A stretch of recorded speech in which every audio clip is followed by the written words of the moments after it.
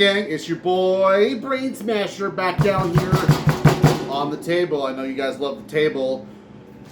We're doing another installment of the collection update, 10 at a time. I'm sorry, Simon, I forgot one in the last video, 2 videos ago, so I'm doing 11. Hope you're happy, young man. Just a little house cleaning for a minute.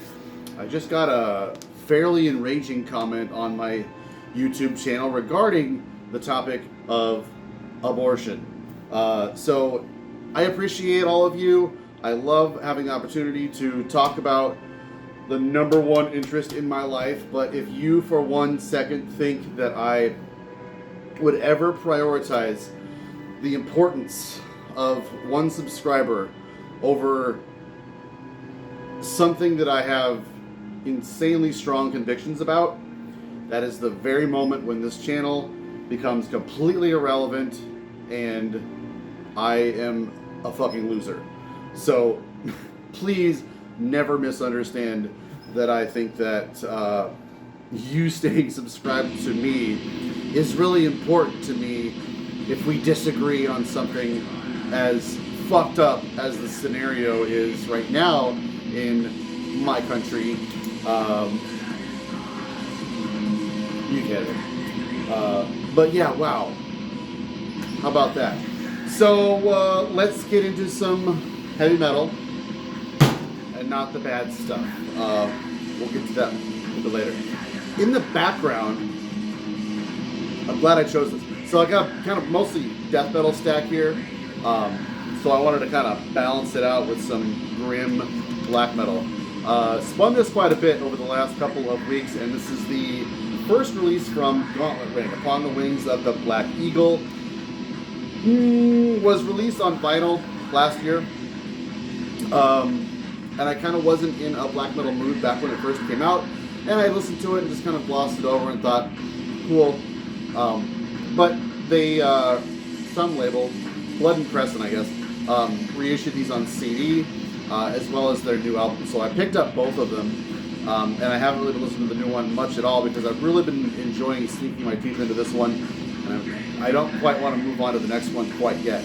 Really, really great 90s style, very like European, Polish kind of black metal. Probably not sketchy. Not sure. I know it very much looks like it. But really like it. Fucking rules. So check that out. Gauntlet Ring. So into the mostly death metal. Hope that isn't too big of a bummer. This is a release I have wanted to get my hands on for a really long time. And this is not an OG press, but Naked Whipper's Pain Streaks. It's kind of an infamous album. Band name is Naked Whipper. Weird. The album is Pain Streaks. And it's got album artwork by Chris Moyen. Very early artwork. This was a German grind death metal band. I believe this was originally released in 1993. 94. But a very early iteration of whatever this is. This thing is so fucking intense and unrelenting. It's hard to sit through a whole session of this album. It's kind of a short album, but there are bonus tracks on here. There's some live stuff on the end of it, but I shit you not, this stuff, like you guys talk about knuckle dragging death metal, this stuff is so dumbed down, so just monochromatic, and it's all one thing. It's unholy, blasting, bestial, fucking nightmarish grindcore. A little bit of kind of a death metal tinge to it. And I say that mostly because I think the vocals are kind of where it sounds more like a death metal band to me. One of the song titles is Pagan Pussy Gore Intruder. Yeah, this thing is just so unhinged and just so filthy and disgusting. I love it. Iron Bonehead reissued this guy. And I put this out in the garage while I was working a couple of weeks ago. And I listened to this thing probably like 6 times in a row It's just so absolutely ugly and putrid and disgusting. I love it. It's not genius. It's not brilliant. It's just so disgusting, foul, and satisfying. So here is an album I'm trying to figure out an entry point, trying to kind of wrap my head around this thing. This is a very unique artist that I would say I do not get yet. But this is the second album that I've got in my collection from Norway's Furs. So this is titled Volume 3, UTB. I really don't understand what the whole thing going on with this album is, but it is challenging. It's really like frenetic and frantic, shrill black metal, and at times there are some fairly decently composed parts, but it kind of just like shatters off into disarray and tangential noises that don't seem to have any coherent relevance to the other things that were going on. And I think to most people that would sound like garbage.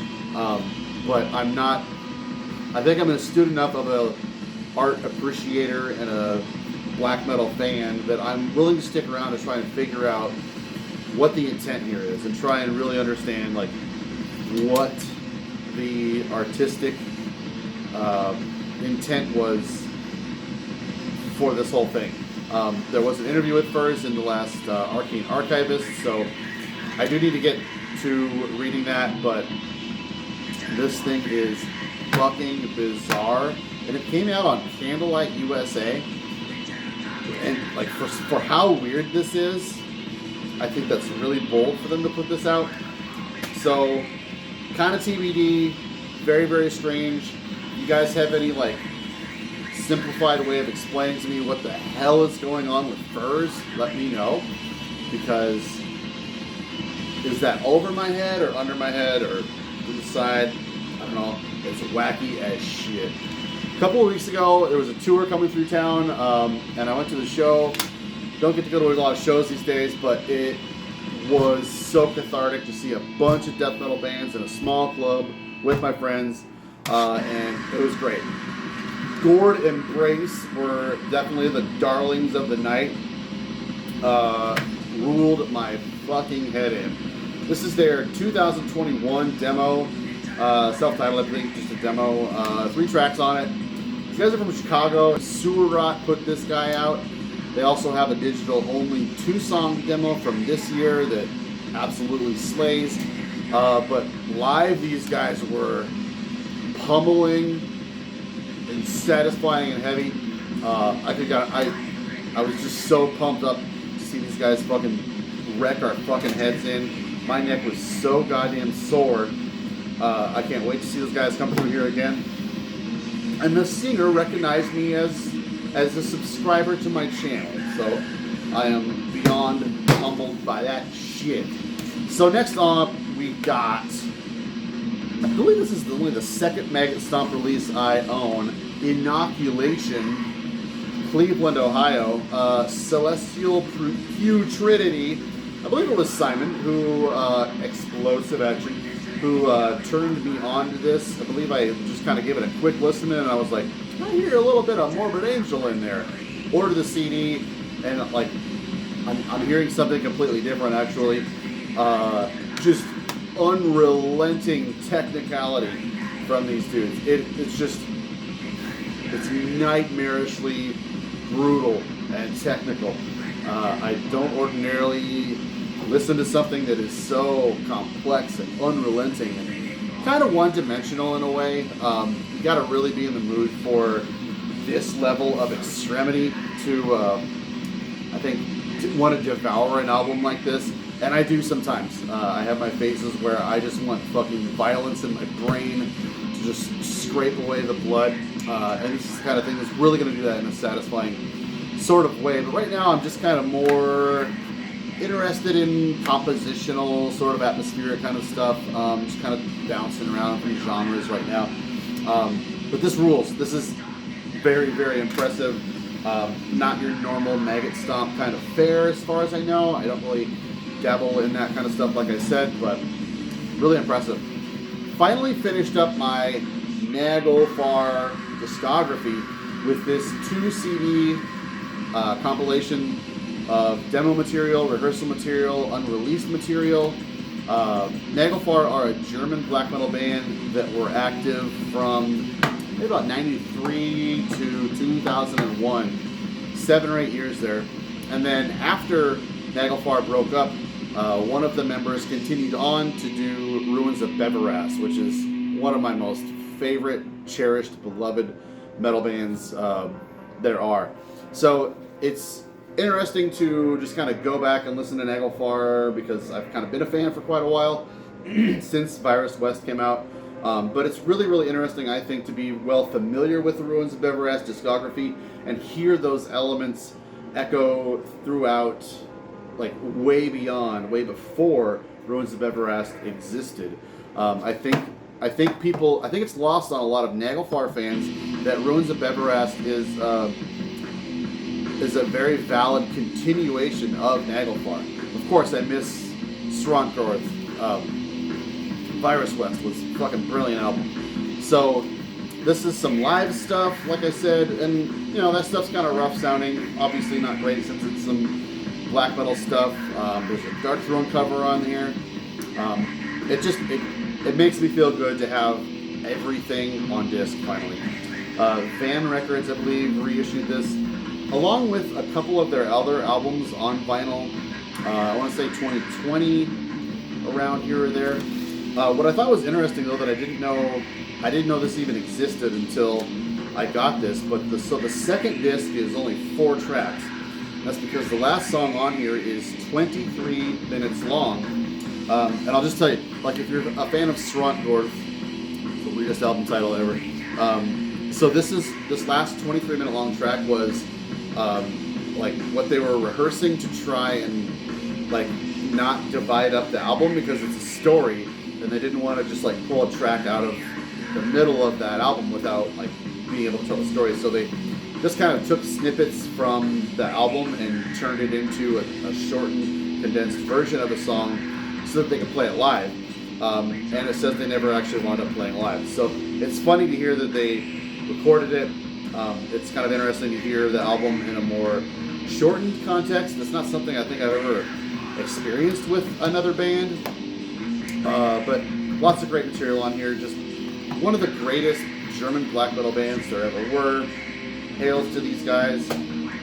Love them. Next, Swiss Messiah. Hymn to Abramelin. This weirds me out. Like, there's clearly not an album cover here, no artwork here. It's a logo and some words. Why do I need a slipcase of the non-album cover? Because I've got it here, of course, doing good. Well, if the slipcase wasn't enough for you, how would you feel about having a pretty big poster of the non-album cover? There you go. I don't know, diehard Messiah fans only as far as I'm concerned. But these guys were just absolutely nuts. These guys cut their teeth up along with your sarcophagos. A lot of that just like manic, frenetic, crazed proto-thrash, like where they weren't interested in being technical whatsoever. They were fucking angry and passionate, and just it's like they just vibrated away in absolute fucking madness, and it wound up churning out what became, I think, second wave black metal.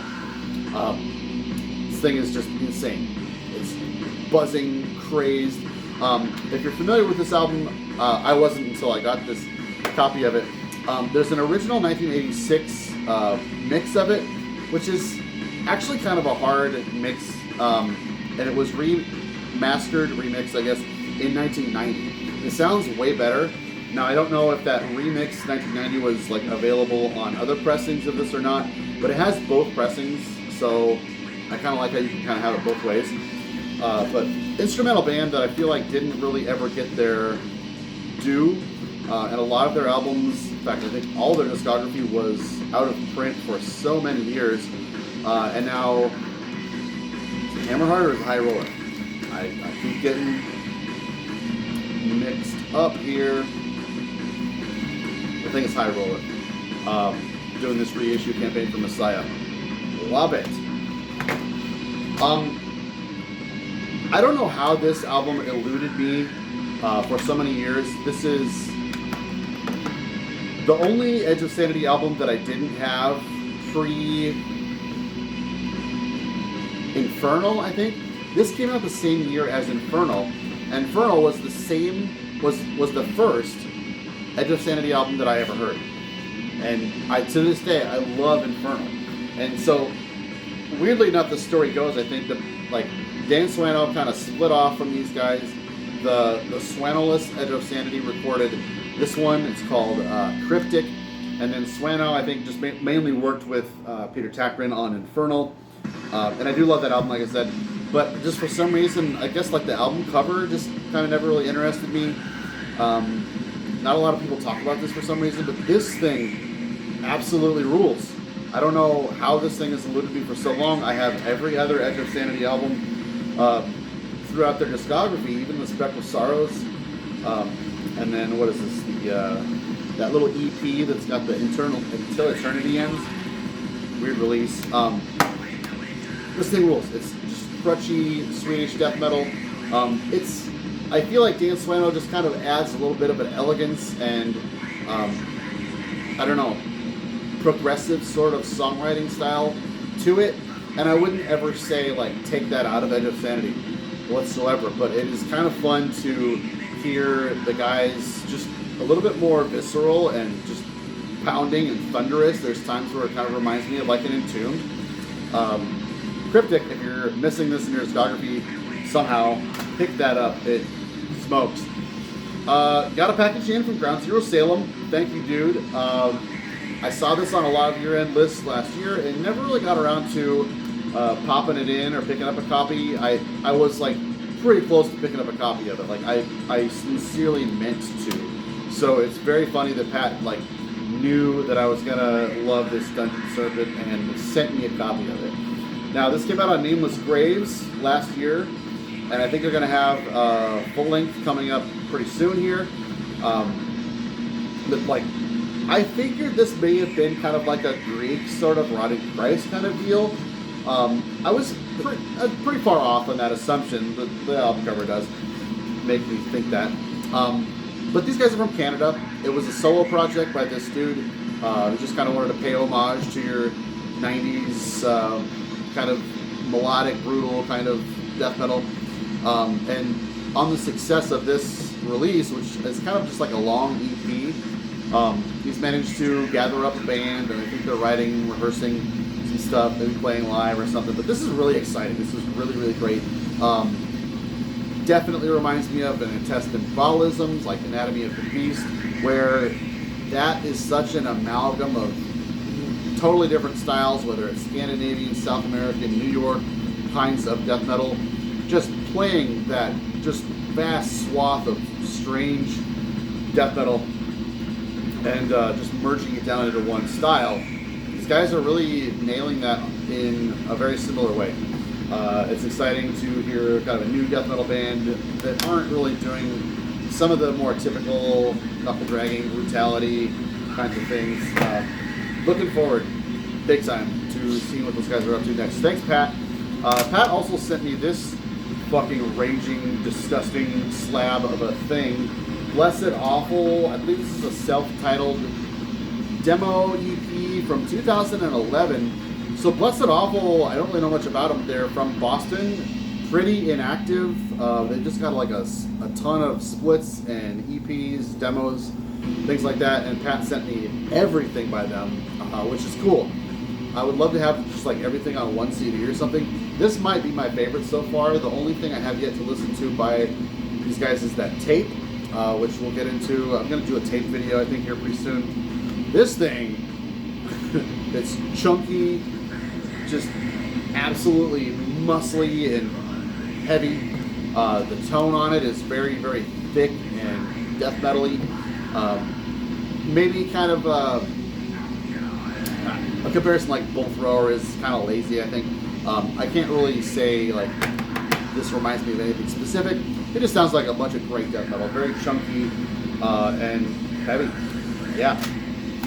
So here, I was listening to Radical Research, one of my favorite podcasts, talking about Dave Murray, who I love from Stratosphere and Deserts of Shroud, but I didn't know that he was in this death metal band, did this project. It's kind of a one-off thing. And they played a little sample from this album, and I ordered it immediately. And upon getting it and listening to it, it's not great. It's unrelentingly technical in a way that's actually pretty boring. So yeah, it's very, very one-dimensional. And like, these guys put a ton of work, obviously, into like writing, rehearsing, recording this stuff. It's remember core. Absolutely. The artwork on this thing is just abysmally boring. The band is called Tholus, and the album is called Constant. This is the only thing they did. It's a full length of just kind of astral sort of death metal. Of course, Dave Murray's drumming is just insanely talented. And what weirded me out about this is that all these songs, all the music was written by Mike Johnson. But Mike Johnson didn't perform whatsoever on this release. And I'm kind of suspicious that that like disconnect between the writing and the performing may have led to this album kind of being a little incohesive. And it's a little bit, it's kind of like mechanical and mathematical.